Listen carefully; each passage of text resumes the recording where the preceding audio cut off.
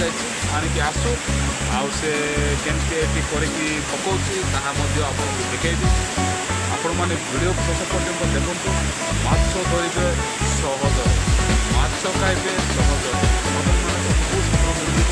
Medicine ମଧ୍ୟ ଗଛକୁ ମଧ୍ୟ ଫଟୋ ଉଠେଇକି ଆପଣଙ୍କୁ ଦେଖେଇଦେବି।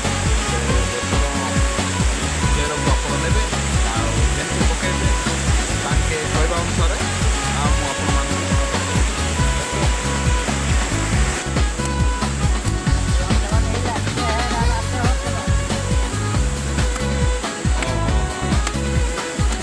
ହଉ ସିନିକି ନ ଦେଇନି।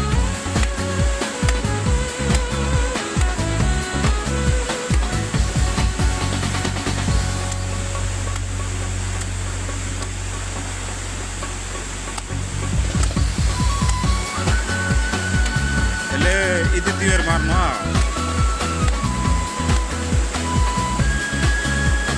ହେଲେ ଯନ୍ତ୍ରଟା ଆଡ଼ୁ କି ନାଇଁ ବା ଡାଇରେକ୍ଟ ଇଲାକାନେ ମନା କାସ ନାଇଁ କି